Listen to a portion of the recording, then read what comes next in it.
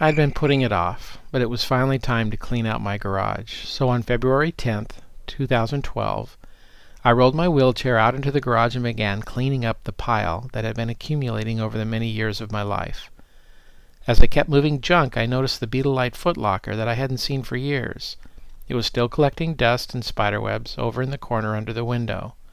It was an old, dirty military storage box that all of us kids were issued to keep our stuff in. It had been so many years that I had almost forgotten I still had it. Back in the 1980s, I journaled everything that happened to me during this time, and stored the journals in this footlocker.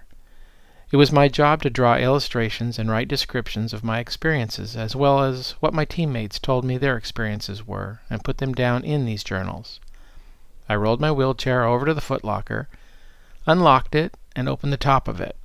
A puff of dust flew up in the air as the lid of the chest fell back. I could clearly see the neatly stacked journals were still as I had left them over 30 years ago. When I looked inside, I had forgotten how many of these I had done.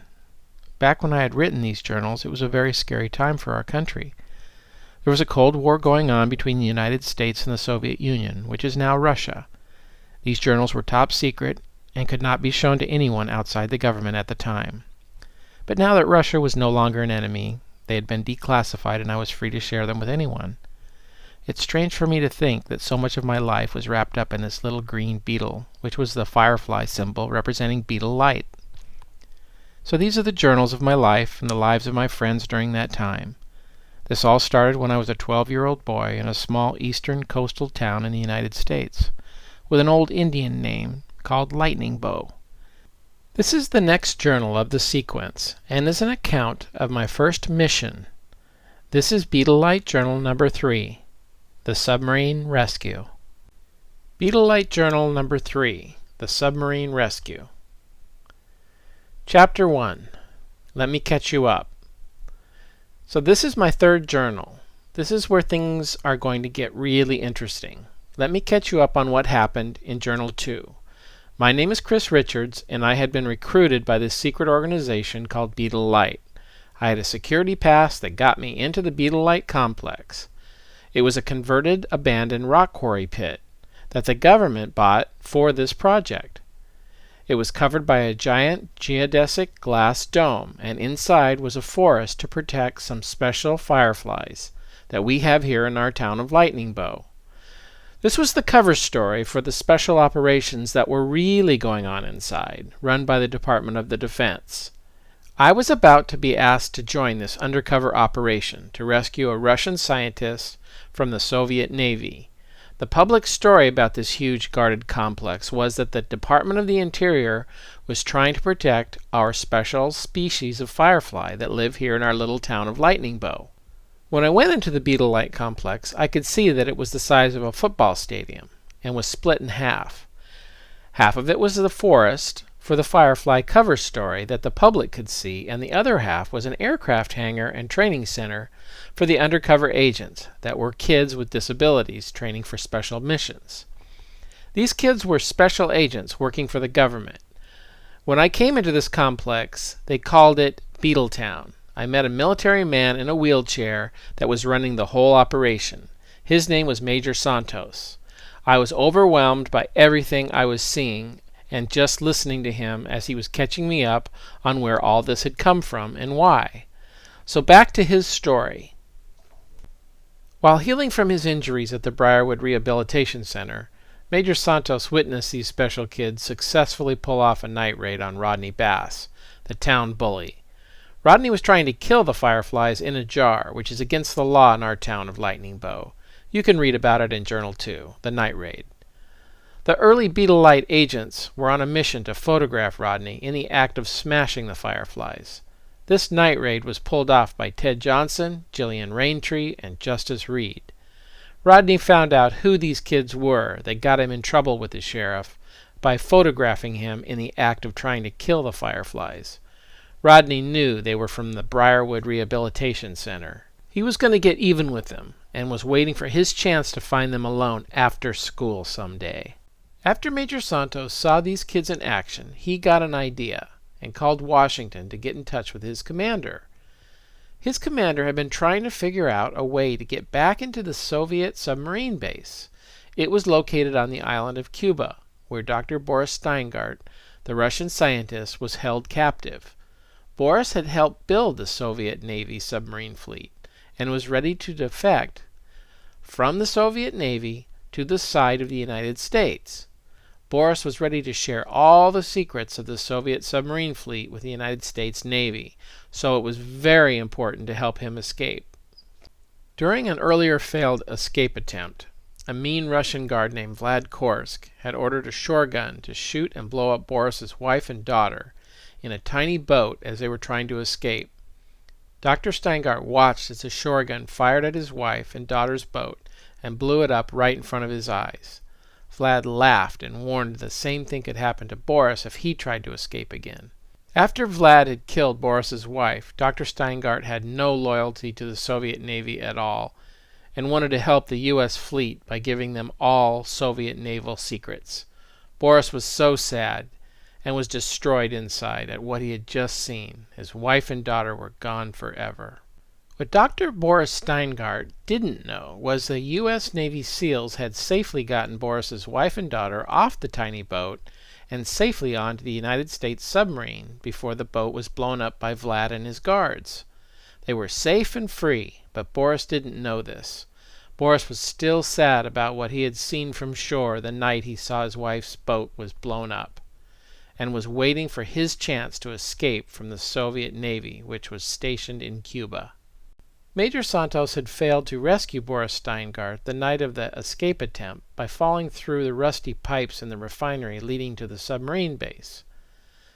This left him paralyzed from the waist down. Major Santos wanted to go back to Cuba and try to rescue Boris again, so he put together a new plan and wanted to use the kids at the Briarwood Rehabilitation Center because he saw they had talent to pull off the Cuban mission where he had failed. The kids he saw successfully catch the bully Rodney Bass, killing fireflies, were Justice Reed, who was a double amputee, Jillian Raintree, who had lost one leg and was paralyzed from a plane crash that had killed her father, and Ted Johnson, who had Down syndrome. Major Santos knew these kids also had the perfect cover story of being disabled and would never be suspected of being secret agents. Major Santos noticed, while he was healing at Briarwood, that almost every kid and Special Olympics athlete at the training center, although they had a disability, had compensated in some way for that disability, and had developed a special talent or two. After seeing the successful Beetle Light night raid that Justice, Jillian, and Ted had pulled off, Major Santos thought he could use the special talents of these kids for undercover operations. He could also use the cover of their disability to hide the identity as secret agents from the Soviets holding Boris.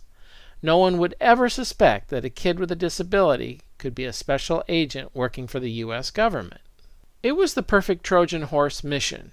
So even today, when you see someone with a disability, you really won't know if they're really working undercover as an agent for a secret organization like Beetle Light or not.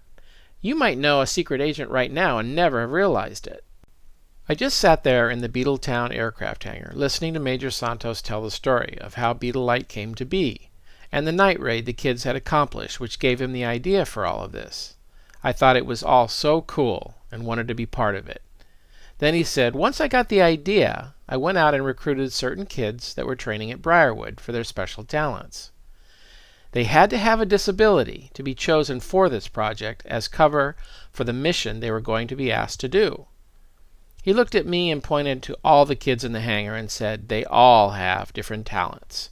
Some kids are hearing impaired and can read lips, while sitting across a room in a cafe and tell us what the bad guys are saying at another table.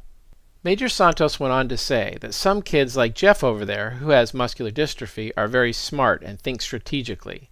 He can put undercover plans together. Some kids are amputees and can hide remote-controlled vehicles or crossbows in secret compartments in their arms and legs. Other kids have high-tech communications equipment inside their chairs, which can send information to satellites. Some have wheelchairs that can turn into off-road hand cycles. Pointing at my wheel racer, he said, some kids like you, Chris, can invent high-speed vehicles that you were very good at driving, which allow you to get away from trouble fast.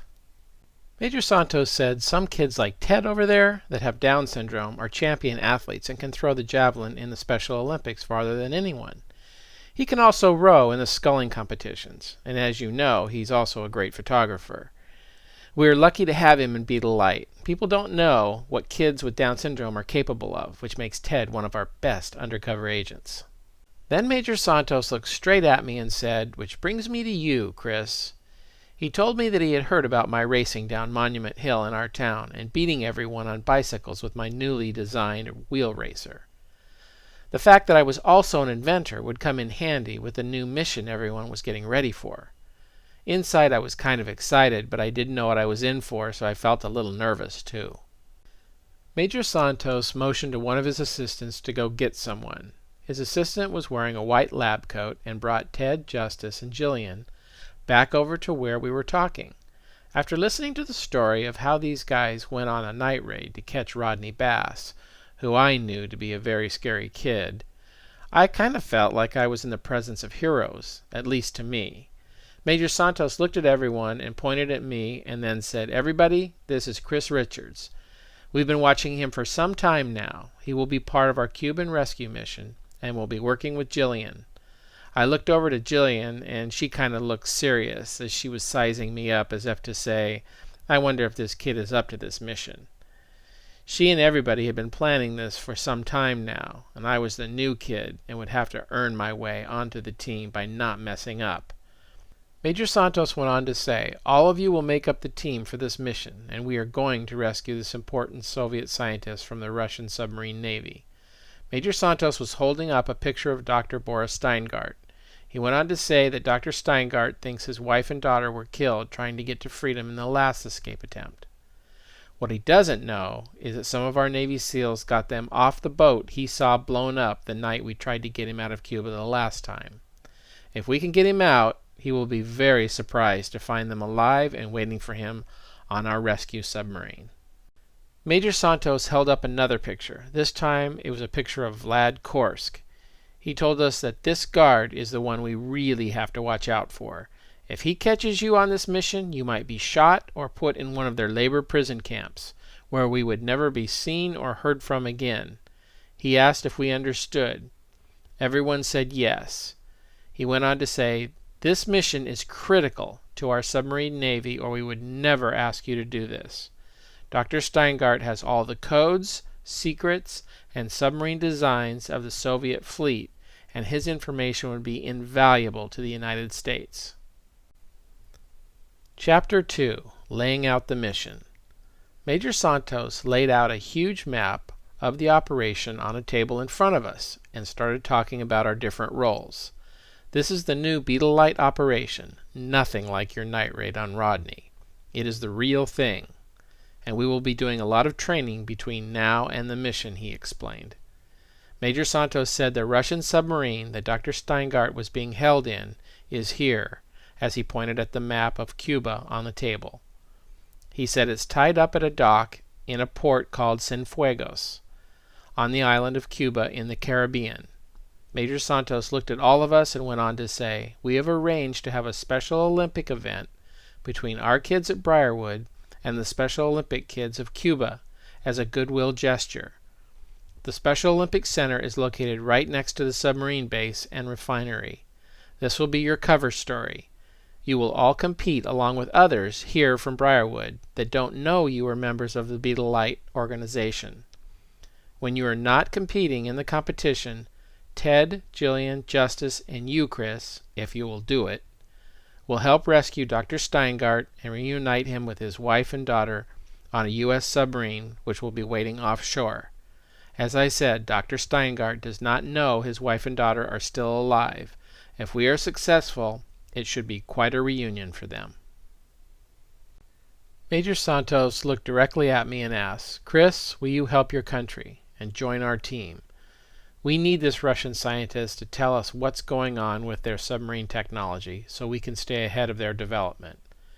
I looked at everybody else standing around the table, who I knew were going to do it because they had been training for over a year now. Major Santos said one more thing. "Before you answer, you must be aware There's a lot of danger. If you're caught, you could be shot or sent to a Soviet prison. As I said before, if this wasn't important, we would not ask you to do this. Are you in?" I said that yes, I was in, but that he was going to have to convince my parents. I remember thinking, I never thought anyone would ever ask me to do something this important. Major Santos explained why the SEAL team needed someone my size to do this. The fact that I was an inventor and a wheelchair racer would soon make complete sense for this plan to work. No one but a kid my size that knew how to race a wheelchair could fit into where I was going to have to go for this mission to be successful, and to have to do the things I was going to have to do. The fact that I was disabled would hopefully cover our trail in this adventure, if everything worked according to plan.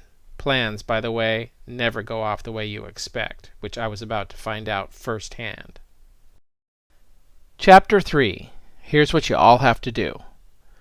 Pointing to the map, Major Santos started with the sequence of what we all had to do. He looked at Jillian and me and said, "We would parachute out of a military plane with special hand cycles into the jungle area near the mouth of the cave system. The cave would lead to a mine and directly to the refinery near the submarine base, by way of conveyor belts in the mine. We were to enter the cave, which would lead us to an underground mine where they used to mine metal ore out of the ground. The Cubans used the conveyor belts to get the ore in the mine to the refinery to melt it down into bricks for transport on the ships. This was before the Soviets turned it into a submarine base. Our mission was to go through the cave leading to the mine inside the mountain and get on the conveyor belt that would take us to the control room of the refinery. Ted took these pictures of the map for all of us to study, so I'm including them here in my journal. Luckily, the mine and refinery weren't operating anymore. A lever to an underwater intake gate leading to the submarine security area was in the old refinery control room and had to be turned to the on position. This was used for letting in seawater to cool off the giant smelting ore vats, which melted the ore mined in the mountain. The giant ore vats are like giant pots to melt metal at extremely high temperatures. If this intake gate were open, then it would allow Justice, who would be wearing scuba gear, to swim through the intake pipe and into the secured submarine area underwater to rescue Dr. Steingart from the submarine that he was being held captive in. Meanwhile, Ted and his friend Bert were to carry a boat from the boathouse with a collapsed-down hang glider hiding inside a long duffel bag, and carry it over to the old guard tower in the abandoned cement factory, which was right next to the refinery. Ted was to carry the hang glider to the roof, reassemble it, and have it waiting for Jillian and my escape after we opened the underwater security gate lever in the control room. This would leave the underwater security gate open for Justice to swim in and out of, hopefully taking Dr. Steingart out with him. Back in 1984, Russian submarines were using the refinery and cement port when they were in port at Cuba, which was an ally of the Soviet Union. This was a submarine base called Cienfuegos. On the far end of the Cuban island was the United States naval base called Guantanamo Bay. Major Santos said the plane we would jump out of would take off from this U.S. naval base and drop Jillian and me at the mouth of the cave that would lead us to the mine. Everyone had his or her orders. Then Major Santos looked at me and said, "Chris, you need to learn how to fly a glider. Your instructor is waiting for you out in the hangar now, so you best get started." So I went out and the adventure began for me. He continued on and said, "You all still have a lot of training to do for your different roles in this mission. The Special Olympics in Cuba are a few months away, so let's get to it." And with that, everyone went back to work and my adventure began. Chapter 4. The main Beetle Light mission begins. 6 months later, the entire team landed in Cuba, and half the team went directly to the Cuban Special Olympics Center, where the competition would start the next day. Ted and his friend Bert entered their different rowing events down at the Olympic boathouse. While they were waiting for their part of the mission to begin, they practiced their upcoming rowing event. As part of Justice's cover story, he only competed in events of wheelchair racing, and even though he had specially made legs and feet for running, he kept them off and hidden until he needed them for the Beetle Light mission. It was important for the mission that the authorities in Cuba thought Justice couldn't run or swim, so he kept his artificial legs off when the officials were around, and only used his racing wheelchair. There were a lot of other kids in the competition from Briarwood, but none of them knew the four of us were secret agents of Beetle Light. I had been working out and getting stronger for the mission. I had gained 10 pounds before the mission and was stronger than I had ever been in my life. My clothes didn't even fit me anymore. Major Santos worked all of us really hard for the past 6 months. We all knew how hard the Navy SEALs had to really train, so none of us whined about what we had to do. Jillian and I did not go with the team to the Olympic Center. We were flown with our specially designed hand cycles and parachutes directly to Guantanamo Bay Military Base, which was located on the end of the island of Cuba. We would follow the plan, and if we were successful, would meet back up with the Beetle Light team. They would be in the U.S. team workout room at the Cuban Olympic Center after we had completed our mission. After getting our gear together and getting one more briefing, Jillian and I took off from Guantanamo Bay at the end of the Cuban island in a huge gray military transport plane as the sun went down. It was dark outside, so no one could see the plane. We were flying over deep jungle terrain in the mountain areas of Cuba, where no one would see or hear the plane. Jillian and I had practiced being rolled off the back of the plane in our modified four-wheeled hand cycles many times. It was cool, but it was a little scary being rolled off the back of a flying plane with a parachute that you hoped would open and could support the extra weight of us and our hand cycles. I was a little nervous doing it for real this time. We had parachutes attached to the backs of our hand cycles and were ready for the giant door of the plane to open. It finally did. It got really windy inside the plane as the door opened. An Air Force officer came over and put his hand on my shoulder and yelled in my ear because it was so noisy with all the wind in the plane as we were flying. "Are you ready, son?" I said, "I think so." And some crewmen rolled Jillian and I off the back platform of the plane and into the black sky. As I was falling before my parachute opened, I was upside down for a second and was glad I was strapped into my hand cycle. Jillian's parachute had already opened, and she was coming down smoothly and controlled. My chute finally opened, and I slowed down, flipped right side up, and stabilized out next to her. Looking down, all I could see was black jungle. I was thinking, I hoped the pilot knew that this was the right location to drop us off at. There were 2 cords coming down from our chutes, and you could pull one or the other to direct where you wanted to land. We had night vision goggles on, so we could see a little clearing near the landing point and aimed for that landing zone. I was a little off, and Jillian, as usual, hit it dead on. Sometimes she was annoying, but I would soon be glad she was so precise with things. After we landed, we cut our parachutes off our hand cycles and pulled out our compasses to see which way the mouth of the cave was. The jungle all around us was thick, but there was an animal trail that headed right for the cave entrance. We could hear lots of tropical birds screeching in the dark jungle, which were all around us. It was nothing like back home in Lightning Bow. There were no fireflies anywhere. I began to wonder what kind of animal made this path leading to the cave. I didn't want to say anything in front of Jillian, so I kept my thoughts to myself. We grabbed the hand cycle pedals and started pedaling toward the cave. The hand cycles were designed for rough trail riding over rough terrain and could go almost anywhere in low gear.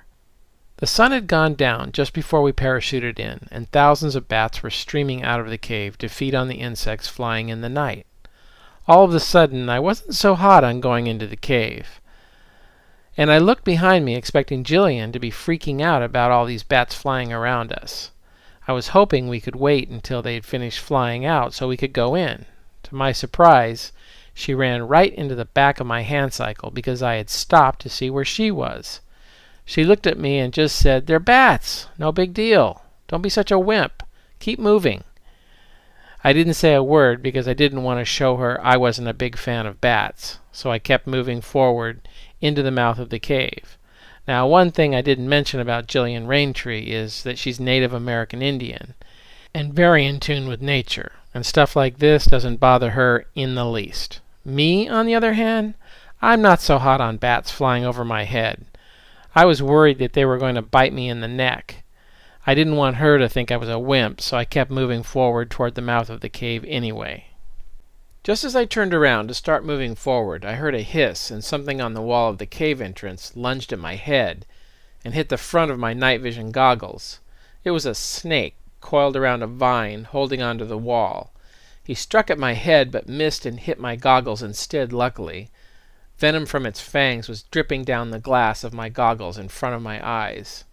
I let out a loud "Whoa!"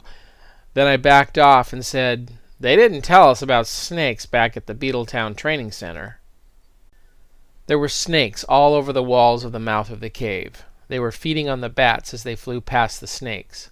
The snakes were grabbing them out of the air as they were flying out of the cave to feed on the insects in the night sky.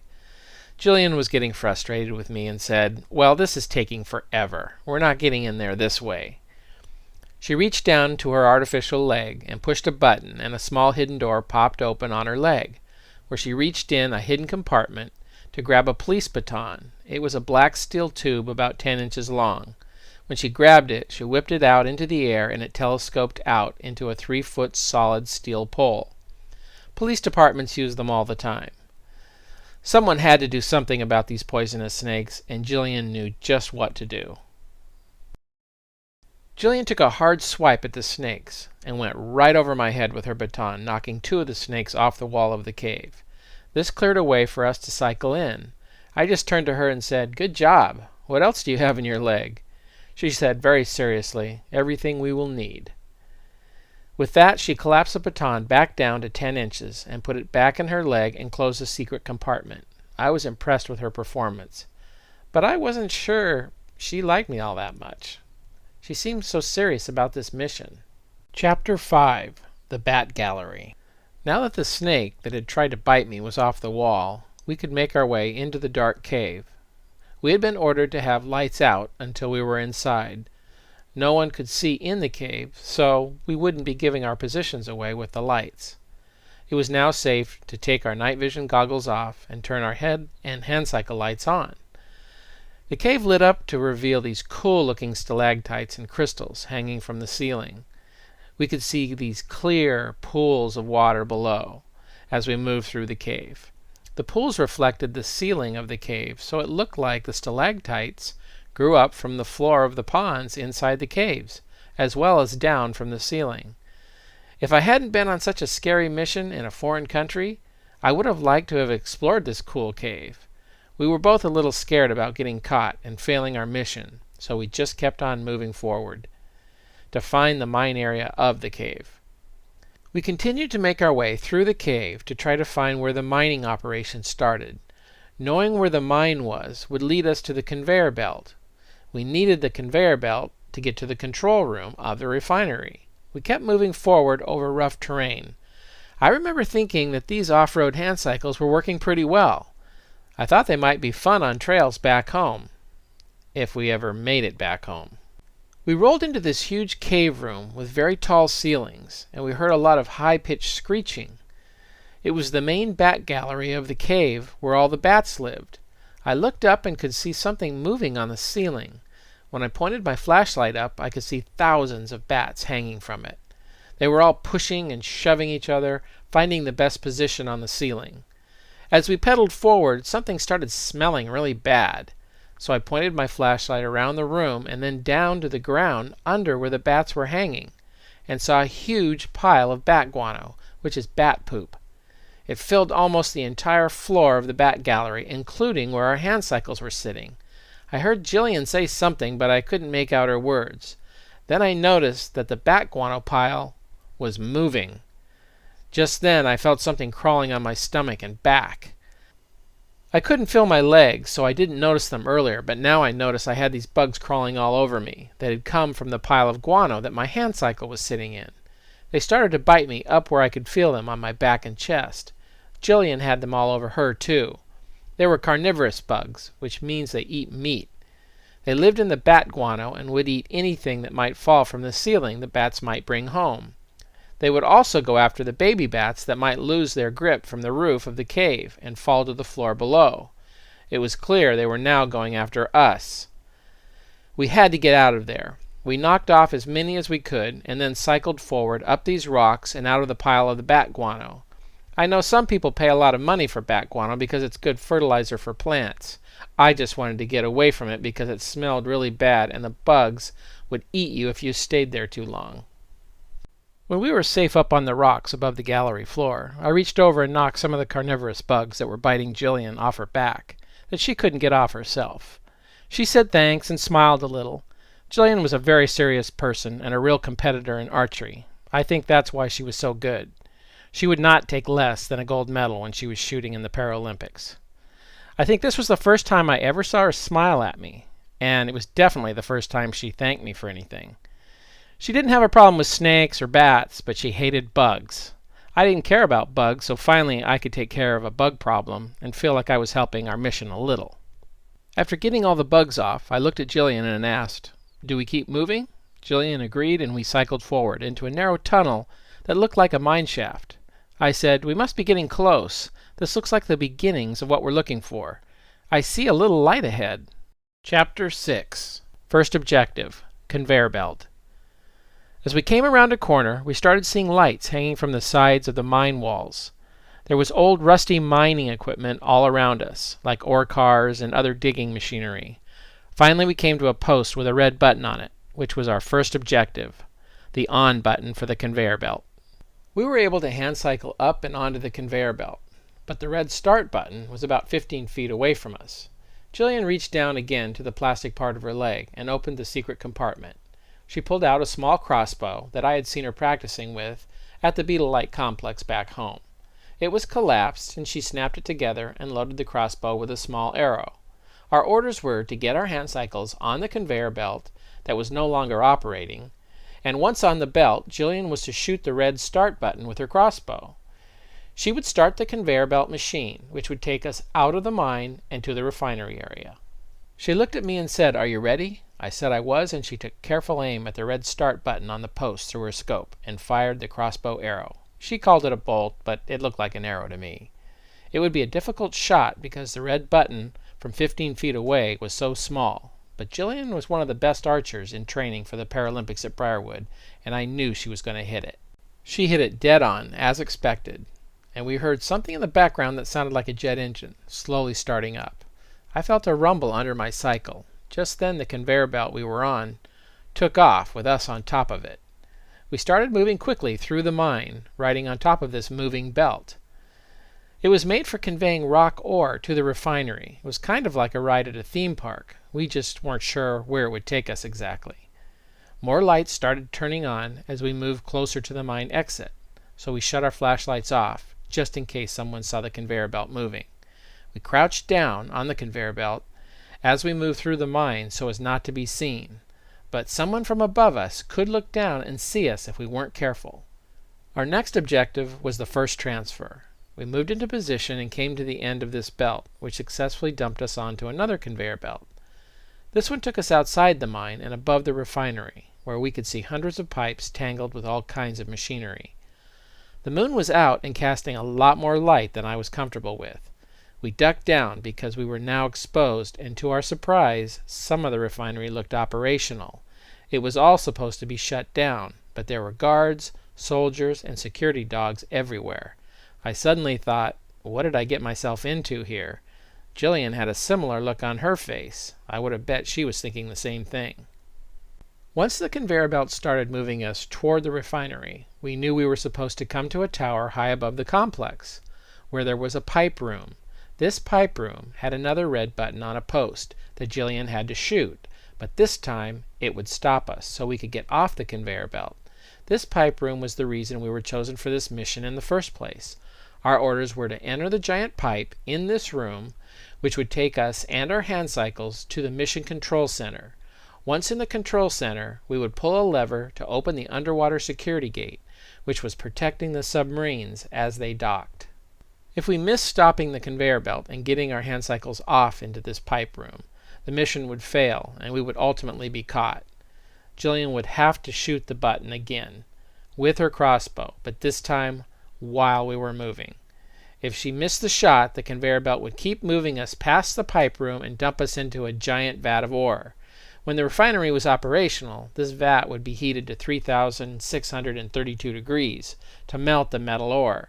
Luckily, our spies at the facility said the refinery was no longer melting the ore, but it would still be a long drop. We might not die from the drop into this empty black pot, but it wouldn't be comfortable and we would be trapped there. Jillian had to make the shot. We were still outside above the refinery, on the way up to the tower, when we saw black smoke coming out of the foundry, where they melted the ore at the end of this conveyor belt. Straining to look ahead, we could see that the foundry was operational, and the black ore pot had been heated. It was full of molten metal ore. We were heading straight for it. Someone had gotten their intelligence wrong. This was really bad. Jillian understood how important this shot was. If she missed it, I don't think we could have gotten off the conveyor belt before we were dumped into the giant molten pot of ore. We were coming up on the pipe room, with the red button. I leaned back out of Jillian's way so she had a clear shot at the stop button. Our conveyor belt angled up toward the pipe room. We were almost to the top of the building, and were moving over rollers which were under the conveyor belt. It was bumping us around a lot. Jillian put an arrow, or a bolt, in her crossbow and got into position, so that when the red button came in front of her sights, she could fire.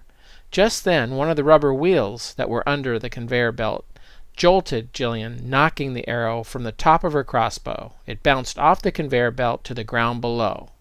Looking down, I could see two dark, very scary-looking security dogs. They immediately went over and sniffed the arrow that had just fallen on the ground about 150 feet below us. They smelled Jillian on the arrow, and one of them looked up at where the arrow had come from. It pinpointed our position. Jillian and I were just about to enter the pipe room tower when both dogs took off to the stairs that would lead them up to us. Chapter 7. The Pipe Room. I felt the heat from the molten metal ore that was in this giant pot boiling ahead of us. We were getting closer. It was hot, and we would be dead in seconds if we were dumped into that pot. Jillian had to make this shot. She frantically opened her leg again and quickly grabbed another arrow. We were almost to the button. She lifted her crossbow, took aim, and fired. Jillian's arrow hit just to the edge of the red button, but it was enough to stop the conveyor belt. She put the crossbow back in her leg, and we got off the conveyor belt, very relieved. We rolled over to where the giant pipe was that would take us to the main control room. Once we made it to this pipe room, our orders were to roll our hand cycles into the mouth of the pipe. Here we would close the mouth of the pipe behind us. This pipe would then lead us to the lever in the main control room that we were to switch off. This would allow the underwater security gate to be opened and Justice to swim through. This is where Major Santos had failed in his mission before. The first problem was that he was too big for the pipe, and he had to crawl on the bottom part of the pipe. These were very old and rusty pipes, and the water had sat and rusted on the bottom of the pipes over time, making the bottom part very thin and brittle. While Major Santos had been crawling through the pipes, he broke through many places with his feet as he crawled to get closer to the control room. So now there were gaping holes in the bottom of the pipe, so no one could crawl through them again without falling through. The guards weren't concerned about anyone coming through because some of these holes were huge and would keep anyone from getting by them. Because of this, the guards weren't watching the pipes as carefully as they should. This gave us an advantage, if a way could be found to bypass the huge holes in the bottom of the pipes. This is where we came in. If you used a special four-wheeled hand cycle that was a little like my wheel racer, it could be done. The person needed to be small enough to fit on a hand cycle inside the pipe. The four wheels of the hand cycle would ride up on the sides of the rusty pipe, where it wasn't rusted through, and pass right over the top of the holes in the pipe. If you had experience with wheel racing, wheelchairs, or hand cycles, and were small, you could possibly make it all the way to the control room at high speed without the guards catching you, if you were lucky. It would be like a water ride at a theme park, if you didn't fall through the holes. Once in the control room, we could open the underwater security gate for Justice to get through. His orders were to swim through with his underwater scuba equipment. At least this was the idea. I was ready for this because of all my practice with my wheel racer on the hills back home in Lightning Bow. Jillian, however, was an archer, not a wheelchair racer. She had been practicing with downhill racers over the past year, but was not as confident as I was with this part of the mission.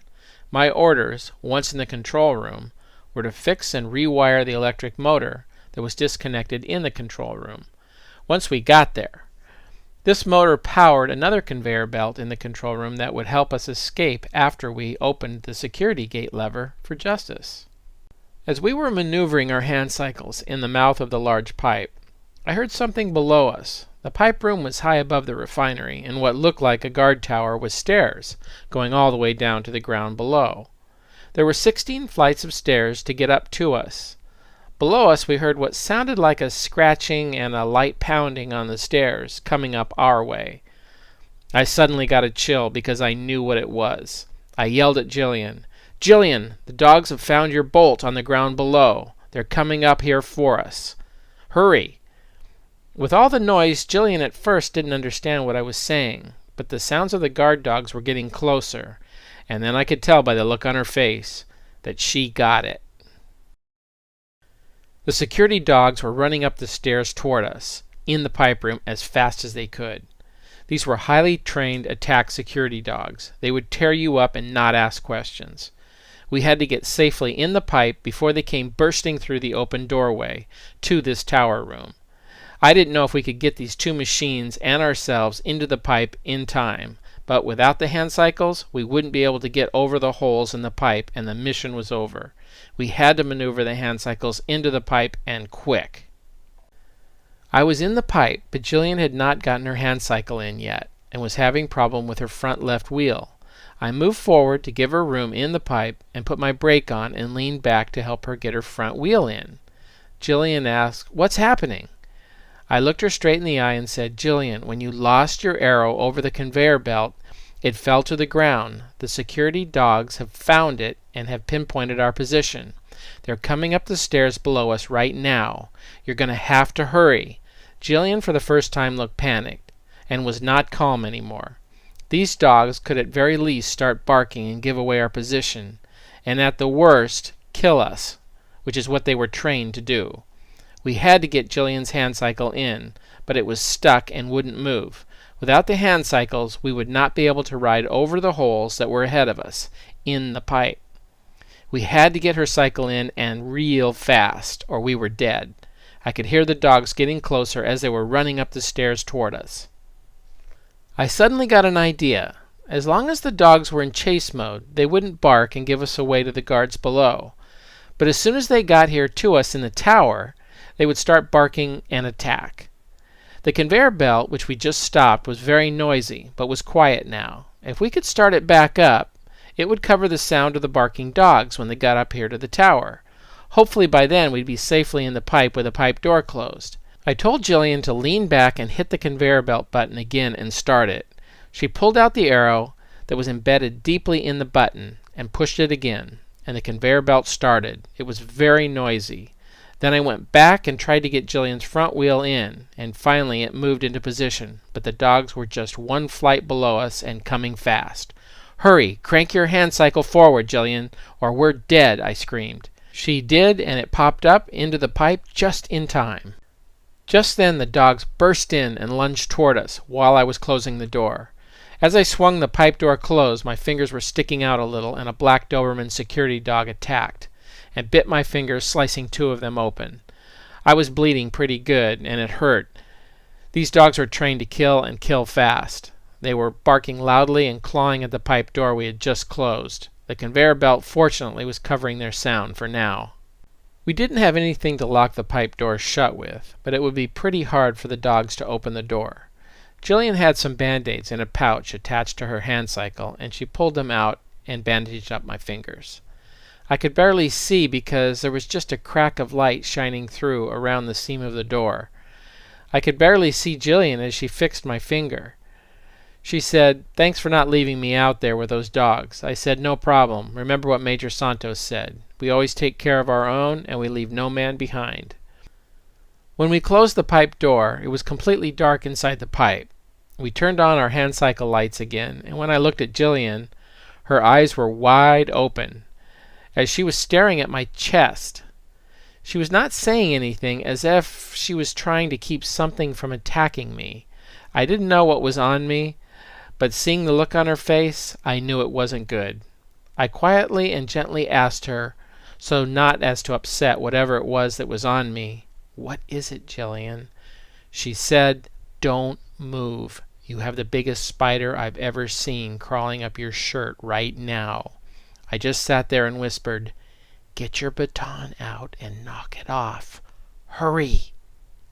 She reached into the secret compartment in her leg and pulled out the baton. She was carefully knocking the spider off my chest so it wouldn't bite me. This thing was so big and nasty looking. One bite and that was it for me. I remember wishing Jillian would hurry, but she was being careful not to make it mad as she carefully pushed it to the ground. Boy, was I glad when that thing was off me. I didn't feel anything, but I kept checking for bite marks. My shirt was clear of any blood or puncture holes. That was a close one. I remember as we rolled forward down the pipe to get away from the pipe entrance and the dogs barking, I felt a bump and heard a crunching sound. When I looked down at my back left wheel, I saw clearly that I had just rolled over and smashed the huge spider Jillian had just knocked off me. It was under my back wheel, making spider mush all over the inside of the pipe, and now Jillian, who was right behind me, would have to drive through the spider guts as she followed me down the pipe. I have to admit I didn't feel too bad for the spider, because it was dark in there and I didn't know where that spider was. But I did now. As I went forward, I yelled back to her, "Thanks, I guess we're even now." As we rolled down deeper into the pipe, the dog's barking sound became fainter and fainter as we got farther from the pipe door entrance. Chapter 8. Adventures in the Pipe. Finally, after the spider incident, we were making good time as we zoomed through the pipe like a tube at a water park. What took Major Santos hours to travel through on his hands and knees only took us seconds as our hand cycles gripped the sides of the pipe. We rolled up and down and all the twists and curves inside the pipe, and I was actually having fun for the first time. I looked back and Jillian was right behind me on her hand cycle. We were really moving fast through the pipe. I remember seeing light ahead as we turned a corner. I could see large holes in the bottom of the pipe that Major Santos must have made while crawling through here. It was pretty tight in here, and he was a big guy. It must have been very uncomfortable crawling on his hands and knees through all this rusty piping. As we came to the first holes in the pipe, I got concerned and slowed down a little. Our hand cycles were gripping the sides of the pipe as planned, as we went right over the holes he made in the bottom of the pipe with his feet. The holes Major Santos left in the pipe were the size of his feet and knees as they broke through the thin, rusty bottom of the pipe. They were getting larger and larger as we got closer to the control room. I could look down through the holes as we passed over them to see the ground far below us. As we kept moving over the holes, sometimes I could see ground and sometimes I could see ocean below, as the pipes went out over the ocean occasionally. This really was the best way to travel unseen through the refinery without the guards knowing we were here. This was a great idea, if we survived it. The next thing we came to was very eerie. As we came down a slope and leveled off, we arrived at a man-sized hole in the bottom of the pipe. This had been where Major Santos had fallen through, ending his mission and losing the use of his legs. I thought for a second about the sacrifice Major Santos had made for his country. Then I wondered what I had ever done for my country, or for anyone else before. All of a sudden I felt glad that I was small enough and knew how to ride a hand cycle for this mission. It put me in a special position to help this Soviet scientist escape, and help our Navy to better protect our country. It felt pretty good, and it was well worth the danger. I think Jillian felt the same way. We passed over Major Santos's hole in the pipe, and we came to a part in the pipe that was uphill, and we had to hand pedal up it hard. It had been an easy glide up until this point, but this was going to be much harder now. Sound carries very far inside a pipe, and we could hear far back down the pipe, where we had just come from, a slow screech, then faint barking. I thought, oh no, the dogs got the door open, and they're in the pipe. They were coming after us again. The barking was getting louder, and we were hand-pedaling slowly up this steep grade inside the pipe. I was hoping the holes in the pipe that we had gone over easily with the hand cycles would stop or slow down the dogs, but they must be jumping over them because I could hear them, and they were coming closer and closer. I was almost to the top of the grade inside the pipe, and Jillian was right behind me, constantly looking over her shoulder for the dogs to come around the corner behind her. They were getting closer, and I finally got to the top of the bend in the pipe, but Jillian was still only halfway up. She looked up at me as she pedaled and said, "Why am I always in the back where I have to deal with these dogs?" I kept saying to her not to look back, just pedal. Then I remembered Major Santos's hole and how big it was, and told Jillian that the dogs would have a hard time getting around that big hole in the pipe, unless they could ride a hand cycle to get over them. I was trying to give her hope, but I knew these dogs were trained to go almost anywhere to catch people. I could tell it gave her a little hope that these dogs wouldn't be coming around the corner right now to take her head off at any second, but I knew they probably would be here soon. Jillian was almost to the top of the bend, up where I was, and the dogs did come around the corner, barking and growling at us. They started trying to get up the steep grade inside the pipe to the top of the bend where we were. Jillian finally crested the top and was up with me at the top of the bend. The dogs' toenails were having difficulty getting a foothold on the slippery pipe, and they kept sliding back a little as they were trying to get us at the crest of the pipe. They were very determined and making slow but steady progress getting up to us. We had to think of something to keep them from getting up to us, or they would be chasing us all the way to the control room. The conveyor belt there was not hooked up yet to cover the dogs' barking, and they would certainly give us away to the guards before we could finish our mission and escape. Chapter 9. Meanwhile, Ted, Bert, and the boat. A few hours earlier, Ted and Bert, who were scullers, which are boat rowers in the rowing competition, were at the boathouse in the Olympic Center pulling out a boat to carry for Ted's mission. They would be competing in the Ocean Inlet event, which would be held the next day. Ted and Bert each grabbed an end of their sculling boat and started carrying it from the Olympic Center and past the refinery and refinery guard station to the ocean inlet to practice. Ted's orders were to turn the boat upside down and carry it from the Olympic Center past the refinery guards to the cement factory next to it. They would pretend that they were taking it to the little inlet bay where the sculling competitions were to be held the next day. They would look like they were just going to practice before the event. The guards at the refinery gate knew about the Special Olympics going on, so they would hopefully think nothing about the boys walking the boat in front of them. Ted was a member of Beetle Light, but Bert was just another competitor that trained at Briarwood back home. Bert didn't know anything about Ted being part of a special mission to save Dr. Steingart, and that's just the way Ted wanted to keep it. He needed Bert's help carrying the boat, however, which had something hidden up inside it. That's why the boat was being carried upside down. Up inside the boat, rolled up in a very long duffel bag, was something very important that Ted had to get to the top of the old guard tower above the cement factory next to the refinery. The guard tower was not being used anymore, and it had a long flat roof, which would be very important in helping Jillian and me escape after we fulfilled our mission in the control room.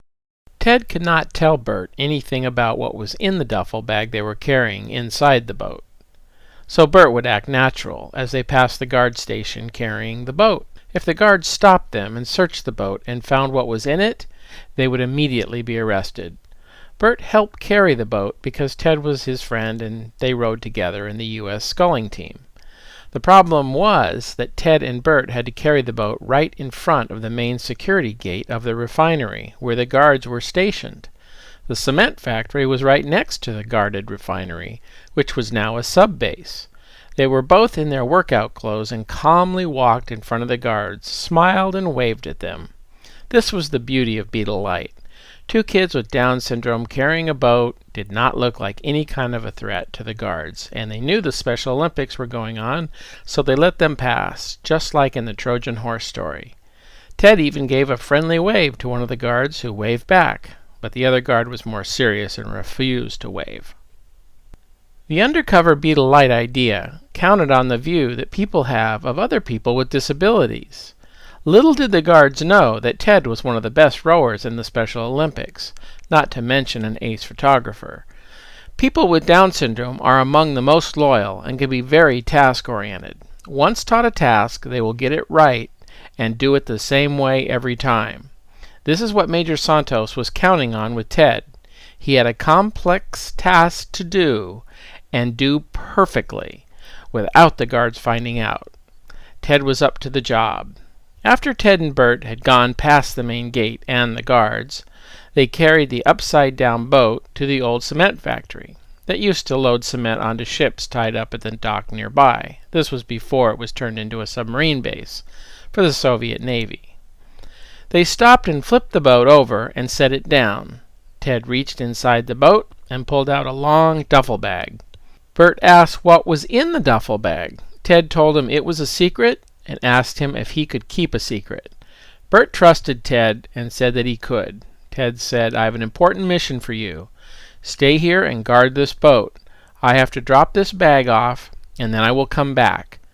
Bert said that he would stay with the boat, and he stood guard, not knowing why he had to watch their boat. But he did what Ted asked anyway.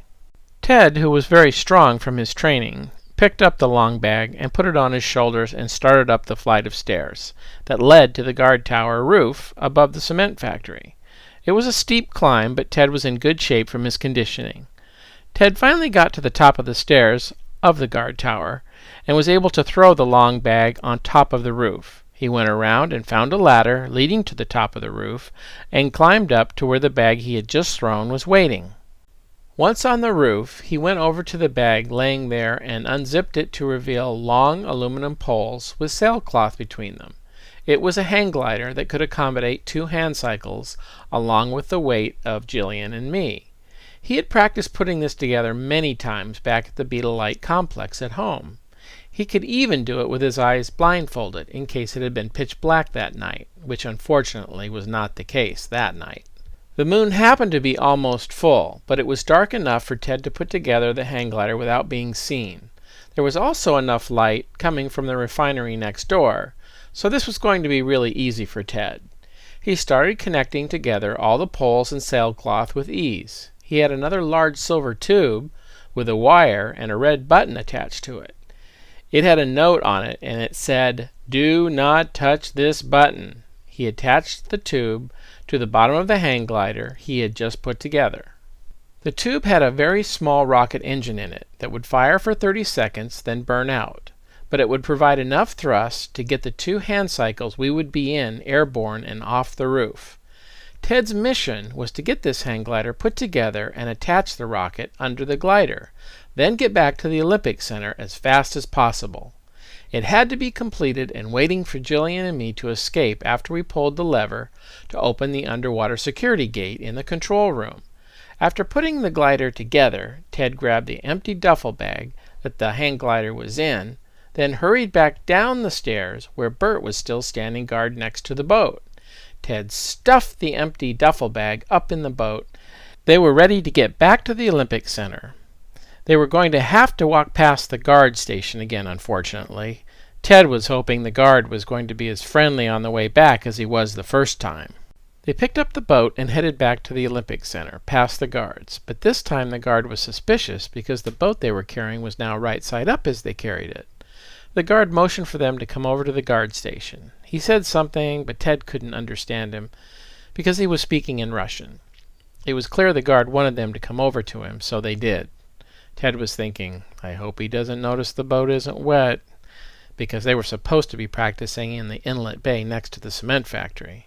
There was no turning back now. The guard came over and suspiciously checked out the boat. Ted could feel his heart thumping inside his chest, and thought the guard might be able to hear it because it was thumping so hard. Of all things, the guard reached into the boat and pulled out the long empty duffel bag that the hang glider had been in. When Ted got back down to the boat, he had just stuffed the empty bag under a seat, where he thought no one would find it. Ted was now caught. The guard said in Russian, "What is this?" Bert didn't know what was going on, but Ted was sweating and nervous. The whole mission could be ruined right now unless Ted could figure out some way to convince the guard they were just practicing at the inlet bay and that the bag was used for something innocent. At the last minute, Ted thought quickly and reached into the boat and pulled out the long oars for rowing the boat and put them in the long duffel bag. He then handed the duffel bag with the oars in it to the guard to inspect. The guard was fooled and satisfied with the explanation of the bag being for the oars. The guard then told them to move on. Ted smiled at the guard, as did Bert. Ted was sweating, but Bert still didn't know what was going on and acted natural, which was exactly why Ted didn't tell him what they were doing. Ted's mission was accomplished. The hang glider was in position on the roof and ready for our escape. Ted and Bert got back to the boathouse at the Olympic Center. Ted immediately went over to the workout room, which was the meeting place for everyone once the mission was accomplished. All Ted had to do now was wait and hope that none of the team got caught before they got Dr. Steingart free and reunited with his wife and daughter on the U.S. submarine. Chapter 10. The Dogs Are Coming Up the Pipe. Back where Jillian and I were trying to escape the dogs that were still climbing up the pipe toward us and gaining ground, they were slipping a little on their way up, which was slowing them down a bit, but if we didn't come up with a plan soon, they would reach us and kill both of us. Jillian pulled out her crossbow for a second and then said, "I can stop them with this, but I have Dobermans at home as pets, and I just can't shoot them. Do you have any other ideas?" I told her I didn't, and that we would just have to try to make our way down the pipe to the control room and see what happens. Jillian went to put her crossbow back in her leg, and when she did, the baton she used earlier to whack the spider off me fell out and hit the bottom of the paper-thin pipe below our hand cycle, where we were parked. When her baton hit the bottom of the pipe, it went right through the metal floor like it was tissue paper and made a big hole. After going through the pipe, we could see her baton fall all the way down into the ocean that was below us. Our wheels were safely up on the solid sides of the pipe, but everything under us was rusted so badly a toothpick would have fallen through. This gave me an idea, and I figured out what to do. The dogs were barking ferociously and growling like they wanted to eat us.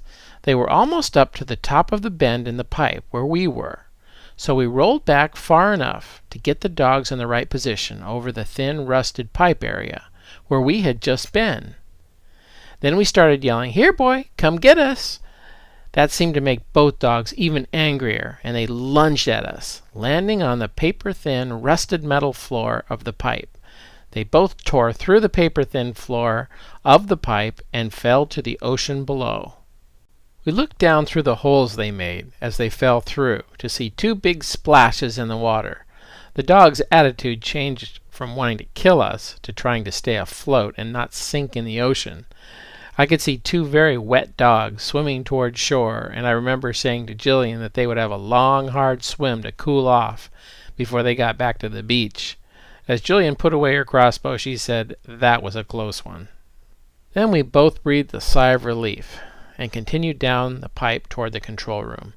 It was a straight shot down a long section of pipe, and not having the dogs that wanted to kill us on our tails anymore made the trip a lot more fun than it had been.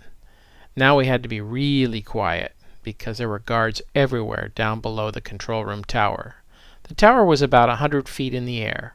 We finally got to the end of the pipe and opened the door slowly to reveal a dark, dusty, and unused control room with levers, valves, dials, and things I had never seen before. We got our hand cycles out of the pipe and onto the floor. I went over to the window and looked down to see the entire refinery. I could clearly see the security areas along with the Soviet submarine that Dr. Steingart was being held captive on. It was tied up at a dock directly below us. There was an old conveyor belt in the room, which had not been used in a long time. It went up and out a doorway in the wall of this tiny control room. It continued over to the old cement factory, which was still dark and shut down. The conveyor belt motor wasn't working anymore, and part of my mission was to hook up the motor again, so it would work and give us a way to escape after we completed our mission here. I rolled over to another window and got a better look at where the conveyor belt went. I saw that it went right past another guard tower with a large flat roof above the cement factory. There was a dark hang glider sitting on top of this roof, about 150 feet above where the guards were patrolling on the ground below. They could not see it from where they were in the cement factory. The guards would definitely hear and see this conveyor belt moving out of the control room when I hooked up the wiring to the motor to make it functional again. This would be necessary for our escape. Once on the conveyor belt, we would have to stay in the middle of it so they couldn't see us from below until we got to the other roof with a hang glider on it. It was going to be tricky rolling off the belt onto the tower roof at just the right moment as the conveyor belt passed the roof. Once on the roof, there wouldn't be much time to attach our hand cycles together along with the connecting rods to the hang glider. Then we would push the rocket fire button attached to the hang glider and hopefully launch off the top of the guard tower to escape. We had practiced this many times back at Beetletown. We would then glide across the valley to our landing site, which was in the middle of the soccer field at the Olympic Center. Our orders were to plant a powerful explosive on the hand cycles attached to the hang glider to destroy all the evidence. One more job Ted had to do was to get our wheel racers in the landing zone on the soccer field waiting for us. We were then to transfer to our wheel racers at the landing site and hightail it back to the meeting place in the Olympic Center workout room. Hopefully the other Beetle Light team members would make it back there in one piece as well. Right now our mission was to find the underwater intake gate lever and open it so Justice could swim through the underwater pipe and rescue Dr. Steingart on the Soviet submarine. Everything was written in Russian. I knew what to look for, but I was having trouble finding it. Everything was covered with dust and spider webs, and I couldn't see the names written on anything. I kept wiping everything clean until I finally found the right lever and pulled it to the open position. I hoped it still worked or Justice wasn't getting through the pipe. After I opened the underwater gate, I went to work reconnecting the electrical wires to the motor that would power the conveyor belt, which was probably the easiest thing I did during this whole mission. As an inventor, I was familiar with electronics, motors, and things like that, so this was no problem for me. I quickly hooked up the motor and we were ready for our getaway. Our next job was just to wait until the big diversion that would help cover our escape. Justice would make this diversion when helping Dr. Steingart escape the submarine. So we sat back, watched, and waited for our cue to get on the conveyor belt. Chapter 11. Justice suits up for the dive. At the appointed time, Justice ran over to the shore from the Olympic Center to where the submarine base was. He was using his racing legs and feet combo, which were made of plastic and aircraft aluminum. When he got to the shore, it didn't take him long to find the scuba gear hidden in a black duffel bag. It was stuck in a cove shown on Major Santos's map around the corner from the sub-base. Navy SEALs had pre-positioned the scuba gear for him behind a rock. Because Cuba is in the warm Caribbean Ocean, Justice wouldn't need a wetsuit to stay warm, so he would just stay in his workout clothes when diving underwater.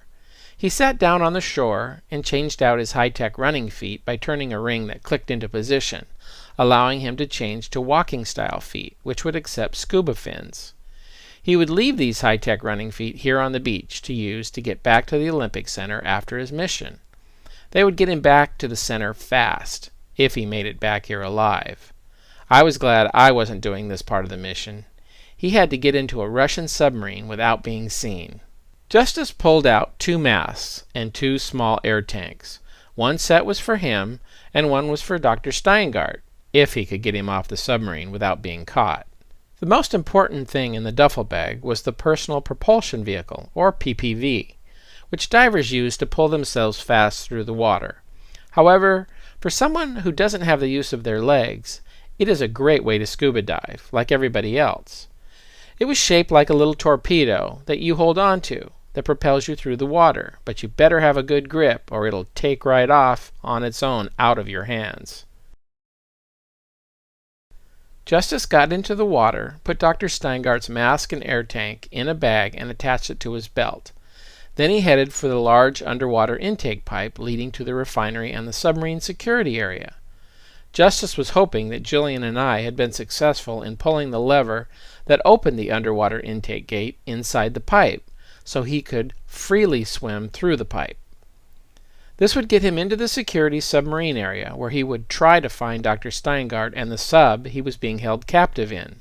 At the time, I didn't know that much about Justice, other than everybody liked him, and he was serious about whatever task he was given. He had a sense of honor, and if he liked you, you would have a friend for life. Justice swam to the mouth of the giant water intake pipe and then inside, to find the security gate had been opened. He continued through the pipe to the open area under the submarine.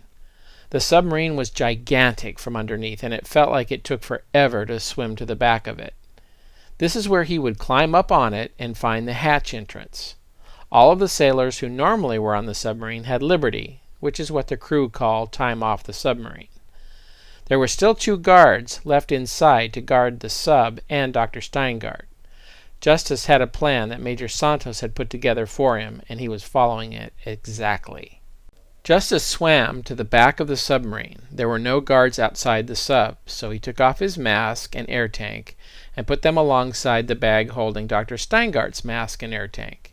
He attached all the scuba gear to the back of the sub at water level. Justice leaned down and turned the ring and changed his feet position from swimming mode back to walking mode, and his feet moved up into position ready to walk. He then quietly crawled up the back of the submarine. Justice quickly got over to the open hatch and stairwell, which led down into the submarine. He looked below to see if there was anyone there. The coast was clear, and he quickly walked down the stairs, which was a little tricky using these high-tech feet that were designed for swimming, not walking on metal stairs. Justice had entered the back of the sub and could see most of the way down the long breezeway. Inside the sub, he couldn't see any guards, but he wasn't sure where Dr. Steingart was, and it was clearly going to take a little time exploring. He slowly moved through the first watertight doorway into the next section of the sub. Inside the submarine was eerie and quiet, except for the hum of the generators that were charging up the batteries of the submarine. There were levers, switches, valves, and everything was labeled in Russian. Justice kept moving deeper into the submarine, checking the small rooms where the sailors would sleep, but he couldn't find the doctor. In one room there was a picture of the Soviet leader on one of the walls, along with Russian food in boxes sitting on a table. This was clearly Russian territory, and if the guards caught Justice, they would kill him on sight for being in their sub. He had to find Dr. Steingart and find him fast. Justice could hear footsteps coming from down the breezeway, headed toward him. It was 2 guards, and their heavy boots were clanking against the metal floor of the submarine. They were coming his way and getting closer. Justice was dripping water marks all over the floor and hoped the guards wouldn't notice, but there was nothing he could do about it at this point. Justice dove into a sailor's room and leaned back against the wall, out of sight. He was trying to be as quiet as possible. The guards stopped for a second and looked into the room where Justice was hiding. He was just a few feet away from the guard's head as he peeked into the room, checking it out. If the guard took one step forward, he would have been able to see Justice up against the wall hiding. Justice had orders to get to the torpedo room and find a torpedo to attach a smoke bomb to for a diversion, so it would look like the torpedo was on fire and was going to blow up the sub. That should panic the guards and get them off the sub so Justice could find Dr. Steingart and help him escape.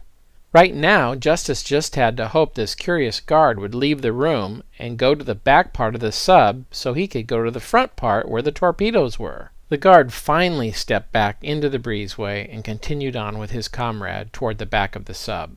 Justice slowly moved to the doorway and poked his head out to see the guards moving down toward the back of the sub.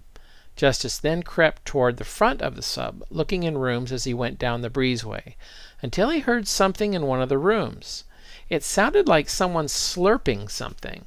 He slowly poked his head in to see a man in a white shirt drinking a cup of coffee. Justice thought, this must be Boris Steingart. The man looked up to see Justice, who was still a little wet, wearing a dripping running suit, who had clearly just gotten out of the water. When the man drinking the coffee looked over to Justice, he saw a scuba diver who had 2 artificial legs attached to 2 high-tech looking artificial feet. It must have been a very strange sight to this man sitting there. Justice said, "Are you Dr. Boris Steingart?" The man said, "Da," which meant yes in Russian. Justice went on to say, "Do you speak English?" The man said, "Yes." Justice explained that he was working for the United States government and was here to rescue him. Boris was all too ready to go, and jumped up, spilling his cup of coffee on the table. Chapter 12. Let's blow up the torpedoes. Justus and Boris peeked out in the breezeway and then headed forward to the torpedo tubes. The only way to get the guards off the sub was to convince them that one of the torpedoes was on fire and would blow up the submarine and everything around it on the dock. As Boris and Justus made their way down the breezeway, Boris whispered to Justus, "Where are we going?" Justus whispered back, "To blow up the torpedoes." Boris's eyes got really big, and he said, "Oh, I was just wondering." He continued to follow Justus because he trusted that he had a plan. Justus suddenly looked back behind them and could hear the guards coming quickly. The guards had finally noticed the watermarks on the floor, dripping from Justus's running suit and feet. They knew they had an intruder on the submarine, and they started running to the front of the submarine as they followed the watermarks on the floor. Justus said excitedly, "We have to hurry. Here they come." He and Boris ran down the rest of the way to the front of the torpedo room. When they got to the torpedo room, there were 6 torpedo tubes with 1 torpedo already loaded in one of the torpedo tubes and ready to fire. Justus could see the propeller at the back of the torpedo sticking out of the tube. There was another torpedo out in the room that had not been loaded in a tube yet. These were really powerful explosive weapons that, when fired at an enemy ship or submarine, could destroy it completely. The submarine sailors were always careful with torpedoes down in their subs, because there had been many accidents with torpedoes exploding inside submarines, killing everyone inside and sinking the subs. Justus was counting on this level of concern to panic these guards and get them off the sub. The hope was the smoke bomb would create a big enough diversion so he and Boris could get off the sub without being seen. Justus leaned down and pushed a button on one of his artificial legs, and a watertight door popped open on the plastic part of his leg to reveal what looked like a large firecracker. It was a harmless smoke bomb, which would fill the torpedo room with smoke. This would make the guards panic and run off the sub to save their lives, as well as clear the dock area for the explosion they thought was coming. Justus took the smoke bomb that had a magnet glued to the back of it and stuck it on the propeller of the torpedo. He then lit the fuse. The fuse burned down and lit the smoke bomb. A huge cloud of thick smoke started filling the room. Justus and Boris went over and hid behind an electrical panel, but the smoke was so thick the guards, who had finally arrived, couldn't see them through the smoke anyway. The guards were panicked and yelled something in Russian as they ran down the breezeway to the exit at the back of the sub. They quickly ran up the stairs and off the sub, motioning to the guards around the dock to run away, and that the submarine torpedoes were going to blow up the dock area. Back inside the torpedo room, the smoke was getting thick, and Justus and Boris got up from behind the panel where they had been hiding. It was hard to breathe, and they quickly ran out of the torpedo room. They took off down the breezeway to the back of the submarine where the stairs were located, leading out. When they got to the base of the stairs, Justus reached down to the secret compartment in his leg and pulled out a small radio, pushed the transmit button, and said, "Commander, I have the package. We are leaving the sub. Be watching for us at the rendezvous point. Beetle Light, out." Then Justus took the lead and carefully walked up the stairs to peek out the top of the hatch, which was now billowing smoke, to see if the coast was clear. All the guards on shore were so afraid the sub would blow up, they took off to a safe distance, clearing the area. This gave Justus and Boris time, as they slid down the backside of the sub into the water and the waiting scuba gear. Justus put his mask on, adjusted his feet to swim mode, and helped Boris with his mask and air tank. Justus then said to Boris, "Hold on to my fins, and no matter what, don't let go. This PPV will get us to safety and to the American submarine waiting for us." Then he added, "By the way, stay close. There are sharks on the prowl out there. They won't want to take us both on, I hope." Justus could see Boris's eyes were wide open, and he was looking around for sharks now. Justus was more afraid of getting caught by Vlad than any sharks he may swim by. Then they both submerged. Justice pushed the forward button on the PPV, and it took off toward the intake pipe. Boris was holding on to Justice's fins, and they both went back through the intake pipe, the open security gate, and out into open ocean. There were a few sharks, and Justice was keeping an eye on them. He could feel Boris grab his fins harder as the PPV propelled them both through the water toward the meeting point with the U.S. submarine. It was still very dark out, and Justice thought it was safe to surface to see if he could see the American submarine. This is where he was supposed to deposit Boris. They came to the surface, and there was nothing there. Where were they, Justice thought, as they floated there alone. Boris just asked, "They come soon?" Justice nodded and said, "They're supposed to be here. We will just have to wait." So they floated while waiting for the American submarine to emerge and come to the surface. Back up in the refinery control room above, Jillian and I were still waiting for our cue to escape to the waiting hang glider. We finally heard a big commotion below, so I went over to the window and saw smoke coming out of the Russian submarine's stairwell hatch. 2 guards were running and yelling something in Russian. They were motioning for everyone to get back. I looked at Jillian and said, "That's our cue. Let's go." Everyone was in a panic below, running in every direction, away from the dock area. I looked down through the window to see 3 big Russian guards. It was Vlad, and 2 elite guards that had fired on Boris's wife and daughter's small boat. Then they had caught and dragged Boris off as a captive on the submarine a year ago. Vlad was even scared and had moved away from the submarine and the dock. He was directly below the control room tower where we were waiting to escape. It was a little scary having Vlad, of all people, directly below us next to the tower stairs leading up to us. We rolled our hand cycles onto the conveyor belt, and I said, "Okay, Jillian, do your stuff." Jillian had already pulled her crossbow out of her leg and was taking aim at the red start button across the room. The commotion below and the people yelling and screaming had stirred up a rat that had been taking a nap up on the rafters above us in the control room. The rat scampered down the rafter, but slipped and fell down on Jillian's arm just as she fired her arrow at the button. It made her miss her shot, and her arrow ricocheted off the panel and blew through the control room tower window, sending glass down below our tower. The shattered glass from the window made a loud noise as it fell 100 feet from the tower to the ground below.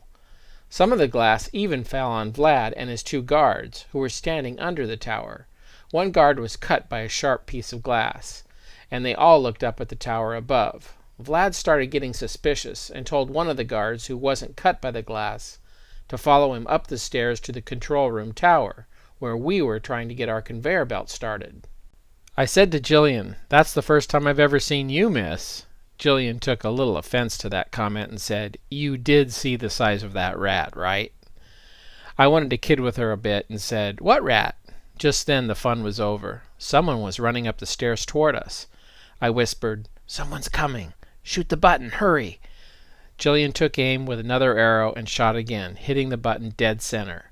The conveyor belt took off with us immediately. We headed outside of the control room on the belt leading to the tower above the cement factory. We couldn't look over the belt to see who was coming up the stairs yet, or they would have seen us, but I was pretty sure it was Vlad. We had to get to the other roof and connect to the hang glider fast before Vlad figured out where we were going and who we were. When he got up to the control room, he would be able to see the hang glider that was on top of the cement factory guard tower, and what we were doing there. We needed to be in the glider and flying by that time, or he would have time to shoot us down. As we got farther away from the control room and closer to the cement factory tower roof, I sat up and looked back to see who was coming up the stairs after us. I was not surprised to see that it was indeed Vlad. He was about halfway to the control room when we were almost to our jumping off point. Chapter 13. On the Guard Tower Roof.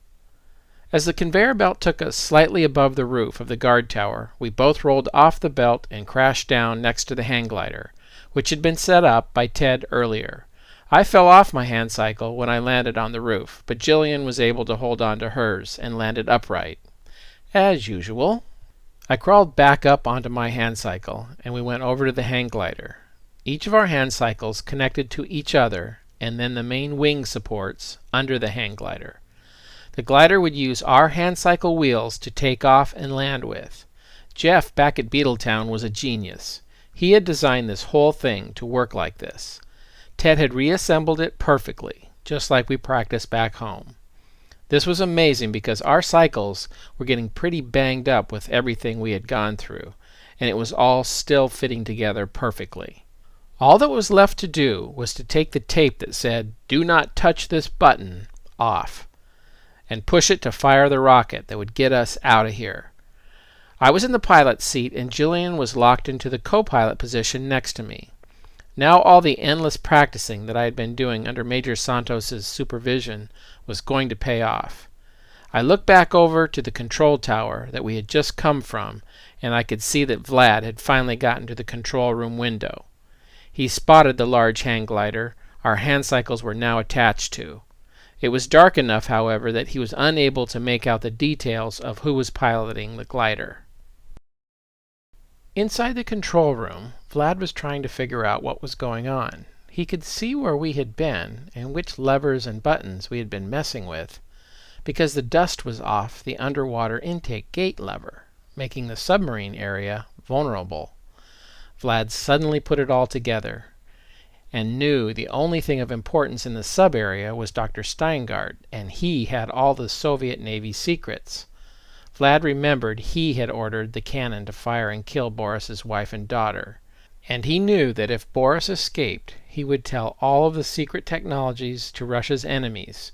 Worse than that for Vlad, Boris was his responsibility, and if Boris got away, Vlad would have to answer to his commander for his escape, and that would not be good for Vlad. Just then I pushed the rocket fire button, and the rocket lit up the sky as it thrust us forward at high speed and off the top of the guard tower roof. We were in the air and flying. Vlad could see the hang glider clearly now, with the rocket flare coming out of the back of the rocket and us taking off.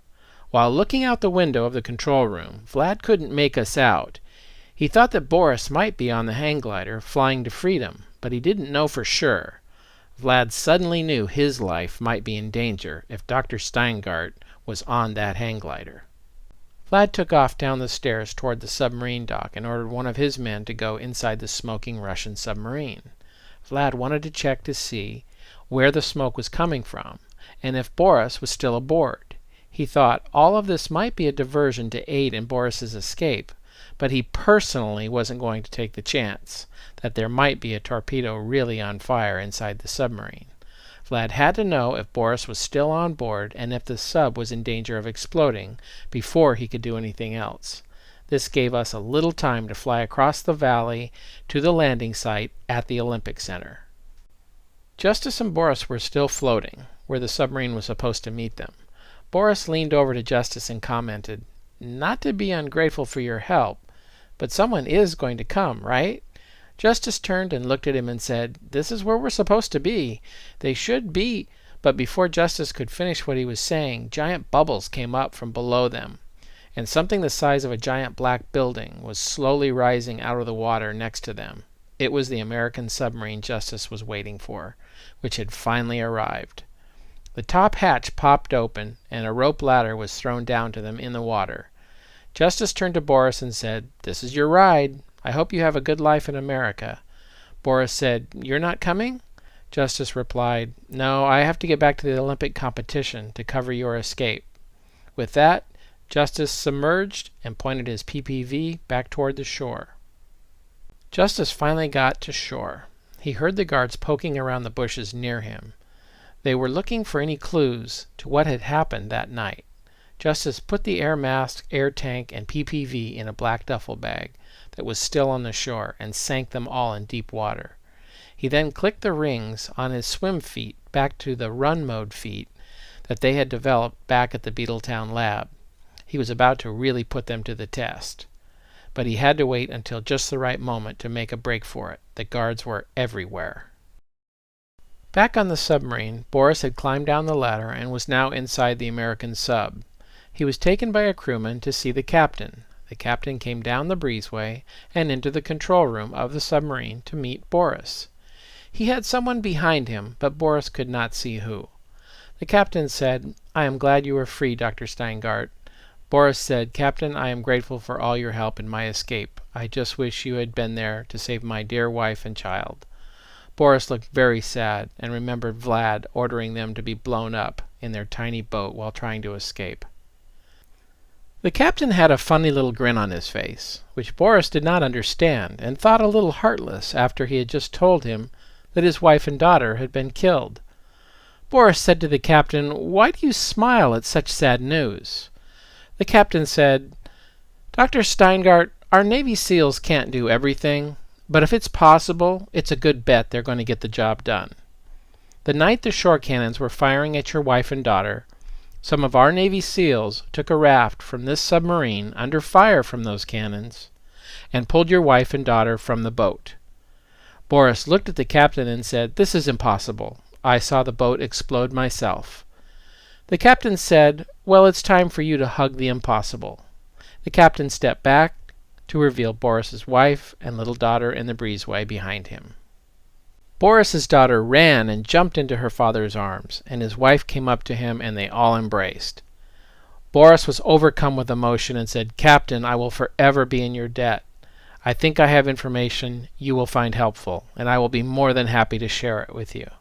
The U.S. captain said, "We will be more than happy to receive your information, but just so you know, we would have saved your wife and daughter without you helping us at all."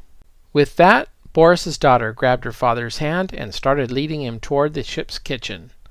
She stopped and looked up at her father and said in Russian, "Daddy, they have the best ice cream you have ever eaten here." They all laughed and continued on to the kitchen, where the ship's cook was holding 3 ice cream cones. Chapter 14. Flying above the soccer field. Jillian and I were flying high in the hang glider in the blackness of the night, but we could see the huge soccer field next to the Olympic Center, which was all lit up. I could see the 2 wheel racers I had invented ahead parked on the field next to our landing site, so I steered the hang glider to land next to them. Jillian and I transferred out of the hang glider and over to the wheel racers. Waiting for us on one of the wheel racers was a very powerful explosive with a timer clock attached. It was intended to destroy the hand cycles and hang glider, allowing us to escape to the workout room where the rest of our team would meet up after the mission. I set the explosive clock to go off in 10 minutes, giving us enough time to get away. This would destroy all evidence of what we did and how we did it. It would also cause a diversion, so we could all get back to the meeting place and act like we were just Special Olympic competitors. I pushed the start button, and the countdown began on the explosive. After setting the bomb on my hand cycle, we pushed as hard as we could toward the Olympic Center. We could see the lights coming from it, and if we could make it without anyone seeing us coming from the soccer field, we would have made a successful mission. The last thing we had to wait for would be Justice. He had to get away and meet us at the workout room to hopefully give us the news we all wanted to hear. We got Dr. Steingart out, and he's free. It was getting late, and Vlad had just gotten the news from the poor sailor that had been forced to go down into the smoky submarine to check and see if Boris had escaped. The word was Boris was gone, and it was just a smoke bomb on the torpedoes. Vlad was furious and grabbed 2 guards and told them to come with him. He was going along the shore with flashlights, looking for any clues as he headed toward the direction that the hang glider had flown, which was the Olympic Center. Justice saw Vlad and his 2 guards heading his way. Vlad was still about a football field's length away, but he would ultimately find Justice if he kept coming his direction along the shore. Justice needed a diversion, so the guards would look elsewhere, and he could take off running toward the Olympic Center. He reached down and pushed a button that opened one of his watertight compartments in a leg and pulled out a very small radio-controlled helicopter. He opened the other leg to get the radio-controlled unit for that helicopter. It was dark and the guards were far away, so Justice took the opportunity to fire up the small engine on the helicopter. He quickly grabbed the radio-controlled and pulled the levers to make the small helicopter take off up into the sky. He flew it out over the water far enough away so the guards would not be able to see what it was without a powerful flashlight. As the helicopter's engine started, it made a loud, high-pitched whiny noise. Vlad and his two guards stopped looking through the bushes and started looking along the water's edge. They ran toward where Justice had just started the small helicopter down by the beach, about 100 yards. The guards were a little confused, however, because the sound started by the shore but then moved out over the ocean too far for them to see. They did have a high-powered flashlight, but it was back at the cannon that had shot at Dr. Steingart's wife and daughter in the tiny boat. It would take a little time for one of the guards to run over and get the light. Vlad and the other guards stood on the shore near where the sound was coming from, waiting for the other guard to bring the high-powered light. They were trying to see what was making the strange sound out over the water. All they had were their underpowered little flashlights and could not make out what it was. Jeff and a kid named Sam, who was dealing with cancer back at Beetletown, was an expert at radio-controlled vehicles and had designed a couple of radio controllers for this mission. This controller would not only direct the small chopper where you wanted it to go, it could put the helicopter in hover mode automatically with a flip of a switch. Flipping the switch would allow the operator to leave the controller and let the helicopter hover in a stationary position as a diversion tactic until it ran out of gas. This could cause a diversion as the agent had time to run away, and that's exactly what Justice was going to try to do with it. Justice directed the helicopter way out to sea. It was too far out over the ocean for the guards to see in the dark, but the loud little engine would keep their attention and cover the sound of Justice running. Justice decided to get away while they were busy trying to figure out what the sound was. The helicopter had 5 minutes worth of gas on board to keep flying, and then it would crash into the ocean. While it was hovering, Justice had to make a break for it, while he could. He covered the remote control in the sand, jumped up, and started running toward the Olympic Center as fast as he could. Unexpectedly, after only 3 minutes, the helicopter ran out of gas and crashed into the ocean, but Justice had a good head start. Now that the tiny helicopter engine was not making such a racket, Vlad and the guards could hear Justice running in the distance, and immediately pointed their low-powered flashlight in the direction of someone running away, but could only make out a faint figure in the distance. The problem with the new high-tech feet attached to Justice's aluminum legs was they were made of metal and designed for speed on the Olympic track, but they were loud when the metal feet touched the ground. They were not like tennis shoes, and Vlad could clearly hear Justice running in the distance. He could also hear what direction Justice was running toward.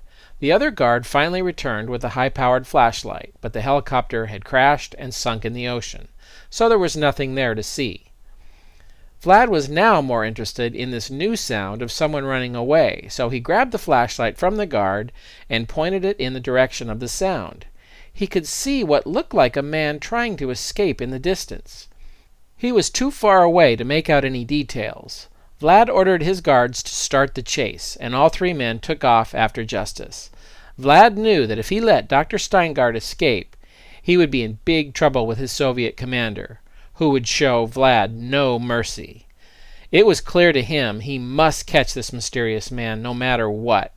He knew this man was headed for the Olympic Center, and he could easily catch him there, because there was nowhere to hide at the Olympic Center. Justice came around a rock pile, still running at full speed toward the Olympic Center, when a giant explosion and fireball formed off to the side of the soccer field. It knocked Justice off his feet for a second. He got back up and continued on to the meeting place, which was the workout room in the Olympic Center. Vlad was sidetracked from chasing Justice and ran over to the fire to see what was burning. When he got there, everything was gone and blown into a million pieces. The explosive was so powerful that the hand cycles and the hang glider were unrecognizable, just some metal pieces of rubber burning. There was no evidence of anything left for Vlad to inspect. Chapter 15. Olympic Center Workout Room. Justice continued on and made it to the workout room out of breath, where Jillian, Ted, and I were all pretending to work out. We looked like we were getting ready for the next sporting event, and our hearts were beating out of our chests, but not because we were working out, but because we were afraid we would get caught. We all asked at the same time, "Did we get Dr. Steingart out?" Justice, out of breath, said, "Mission accomplished." Then he whispered, Vlad is on his way here with soldiers, and he's really mad. He will be looking for a man that was running from the shore and the submarine base, which was me." Then Justice said, "It's time for the Trojan horse fake out. Get into positions before he gets here. He will be here soon, and remember, we are just poor disabled athletes competing at these Special Olympics." Everyone understood and got ready. Vlad continued on to the Olympic Center with his guards, and they were mad and determined to find the secret agent or commando they saw running this way. Vlad would show no mercy when he caught up with this mysterious dark figure running toward the Olympic Center. Inside the workout room, Justice ran over and found a weight machine and quickly took off both his legs and high-tech feet and hid them under some barbells in the corner. He started pretending to lift weights. Jillian took her leg off and hid it too. She got out of the wheel racer and into a traditional-looking wheelchair that had some special Beetle Light technologies that Sam back at Beetletown lab had put in. I will tell you about that later. Ted went over to the rowing machine to get into position before Vlad got there. Everybody was getting ready, and I pushed my wheel racer over by the barbell table. We were as ready as we could be. It was time to see if we could trick Vlad and the soldiers into thinking that we really weren't the secret agents they were looking for. Just then the door to the workroom burst open, and Vlad and his two guards came into the room with guns pointed at everyone. They were very angry and looking for something or someone. We all looked at each other, stopped what we were doing, and innocently looked up at Vlad and the other guards, pretending to be surprised. I looked at Vlad and asked him what he was looking for. He looked around the room and just saw kids with disabilities working out for their next event. One boy who had no legs, and one boy with Down syndrome. One girl with only one leg in a wheelchair, and me, who was in a wheel racer with barbells and no use of my legs. We all innocently looked at Vlad and the guards. Vlad was mad. Vlad got right in my face and yelled in English, "Did you see a man in black run through here? He's a criminal and we must find him." I looked up at him and could say honestly, "No, I haven't seen any man wearing black." Then I looked at Justice and said, "Hey, Justice, have you seen any man in black running through here?" Justice looked at Vlad and shook his head no. Then Ted, to finish the deception, came over and wrapped his arms around Vlad and gave him a big hug. Ted turned to me so Vlad couldn't see and winked his eye that he had just fooled Vlad. Vlad pushed Ted to the ground. Vlad turned with his guards and left the room, slamming the door behind them as they frantically looked for the man in black they were chasing. After they left, we all came together silently in the middle of the room and did a big high five with each other to celebrate our victory. Then I whispered, "We did it!" Just then Vlad burst back in the door as if to take one more look. Then he gave us the evil eye as he gazed across each one of us one by one. He couldn't figure out what had happened, but he suspected something. He took a second look at us poor disabled kids and said to himself in Russian, "It is not possible." And then he huffed out the door a second time. Major Santos was right. We were the perfect undercover agents for a mission like this. Any able-bodied agent running to the Olympic Center would have been caught. We had pulled it off and accomplished our mission. Jillian pushed a secret button on her special wheelchair, and a flexible pipe ramp came out from under her chair. On one armrest, a radio controller popped up to control a small remote-controlled car, which came flying out of the ramp. Ted opened the door just enough for the small radio-controlled car to get out the door. The little car was fast and had a small video camera on it, which sent back video to Jillian's chair monitor. On the right armrest of the chair was a small video screen that popped up, and she could see everything the little remote-controlled car could see. Then she could report to us when the coast was really clear and we were out of danger. Jillian directed the car through the doorway and into the flower bed outside the building to see where Vlad was. While Jillian was watching her video screen, she told us everything as it was happening and said, "Hey guys, this big black car just pulled up and it looks like it's a Soviet Army commander or someone important. A bunch of his soldiers got out too. He looks mad at Vlad." A Soviet army officer that the commander sent over to Vlad came back holding Vlad at gunpoint. The commander pointed at Vlad and gestured like he meant, "Send him away." Justice said, "I think Vlad's in trouble for letting Dr. Steingart escape. He's in for it now, boy." The soldiers dragged Vlad off, like Vlad had done to Dr. Boris Steingart. Vlad was screaming, "Niet, niet," which means no, no. We never saw Vlad again. The Beetle Light mission had been a complete success, and it was time to get off this island and go back home to the good old USA and Beetletown. Chapter 16. Back home at our school cafeteria. It was 2 weeks later, and Ted, Justice, Jillian, and I were back in our town of Lightning Bow. We were sitting around in the outdoor cafeteria after school talking about the mission we had just completed, and wondering if there would ever be another mission for us. It was scary at times, but the most fun we had ever had. Right in the middle of our conversation, someone grabbed my wheel racer, swung me around, and grabbed me by my shirt collar. It was Rodney Bass, the school bully, and his friends Norman and Kelly, that liked to dunk weaker kids' heads in school toilets. Rodney said, "I know it was you that took the pictures that were in the papers of me smashing up those stupid lightning bugs. The judge made me pick up trash on the side of the road for 2 weeks because of you, and now you're mine." As the saying goes, timing is everything, as Rodney was about to find out. Rodney had me by the shirt collar when all of a sudden a huge blast of air, followed by the whirling of powerful helicopter blades from 2 large military helicopters, came down over our heads. They were landing right in front of us in the middle of our own schoolyard lawn.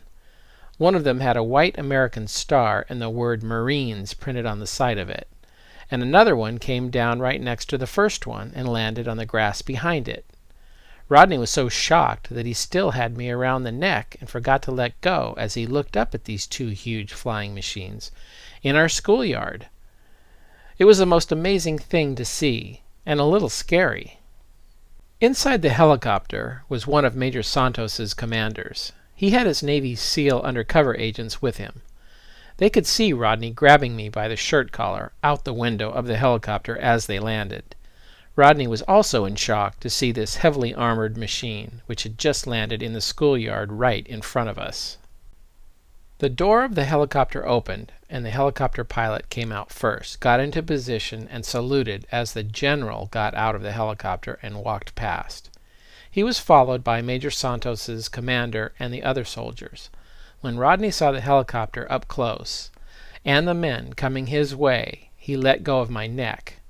I recognized a couple of the soldiers from when Jillian and I were at the Cuban military base before we parachuted out for our mission. One of them gave me a little smile and a wink as he walked toward us with his commander. I waved back. Rodney saw that I knew one of these soldiers, and I could tell he started getting a little nervous after grabbing me around the neck in front of them all. The general and the commander under him, with his soldiers, walked up to us and stopped. He looked directly at Rodney, who was in shock. These men were tall, pure muscle, and meant business. Rodney had no idea what was going on here. We didn't know what was going on either. One of the commander's soldiers went over to Rodney, took him aside, and looked at him face to face. Rodney was just frozen there, scared to death. This soldier could have crushed Rodney with one hand if he had wanted to. He looked Rodney in the eye and said very calmly, "We always take care of our own and leave no man behind. Now we can see you're messing with people on our team, and that concerns us." Rodney didn't have a clue as to what he was talking about, and he said in a meek little voice, "Who am I messing with on your team?" The soldier, while still pointing at Rodney's face, looked directly at me and asked, "Mr. Richards, what should we do with this bully?" I saw where this was going, and I said, "Sir, I think Rodney there likes putting people's heads in toilets. Maybe he would like to see what it feels like." Ted, who had been a victim of Rodney and his friends many times before, yelled, "Yeah, the toilet!" Rodney was scared to death at what might happen to him now that these Marines were here to protect all his past victims. Then I realized we didn't want to be like Rodney, and I let him off the hook and said, "Just kidding. He's just a bully. Let him go." The Marine looked back at me and said, "Yes, sir," as the soldier stepped back out of Rodney's face. Rodney looked relieved, but the soldier wasn't finished with him yet, and gave Rodney a final warning. "If I get word that you've been a problem to any one of our team here, I will come back and be a personal problem to you. Do you understand me, son?" Rodney was shaking, too scared to say anything, and just nodded yes, he understood. Then he and his friends ran off. We all could hear Rodney crying like a little 2-year-old in the distance as he ran home with his 2 friends. Our team was not allowed to tell anyone we were part of Beetle Light, or that we had access to Beetletown, because it would blow our cover story. When the Marines came, other kids at our school just thought we were volunteering for some kind of experiment with the Marines or something, and never thought another thing about it. They all thought we were pretty cool, though, and I have to admit, that was kind of fun for all of us. The funny thing was, Rodney never knew who worked with the Marines and who didn't, so all bullying stopped at our school. And he never picked on another kid again, thanks to the U.S. Marines. An honor guard of 7 soldiers came over with Major Santos's commander. The commander stopped next to each one of us to thank us personally, as the general was in the background looking on. He gave us his hand to shake and said, "It is an honor to have such talented and dedicated members of our team." He also told us that he was impressed with how well we had accomplished our mission. The information that Dr. Steingart has given us about the Soviet submarine program has been invaluable to the security of our country. You have all done well. It was so cool that I wish my parents could have been there, but this was between us and the Navy Department. Ted was so busy taking pictures of the whole event that I was afraid he was going to miss it. I could see someone in a wheelchair in the background behind the general, watching the honor we were being given. It was Major Santos. He was happy that we were able to finish what he had started, and making his rescue plan a reality. He had already been congratulated by his commander and the general, but he wanted to see us get recognized for our work as well. He just smiled and nodded. I could tell he was proud of all of us. After the ceremony, all of the soldiers and the commander marched orderly back and got in the 2 helicopters. The general headed back for his helicopter too, but just before he got in, he turned and snapped to attention, looking straight at us, and said, "Beetle Light has been deemed important enough to be a permanent Special Operations Division, and will be called upon for future missions." We were all just stunned and excited by the prospect of another mission. The general went on to say, "You will be hearing from us again. Well done, soldiers." And with that he saluted us and got back in his helicopter and took off. We were all speechless and stunned at what had just happened in our tiny town, and on our own school football field. Ted was happily taking pictures as the helicopters flew into the blue sky. We looked at each other and said, "Now what?" It wasn't long before some of us at Beetle Light would literally be knee-deep in another adventure. This time it would be one of our own making. Jillian Raintree had an unexpected tragedy and amazing news at the same time that some of the Beetle Light team would be pulled into. The next story was told to me by Jillian, and it's an amazing one. Look for Beetle Light Journal number 4, Legend of the Royal James.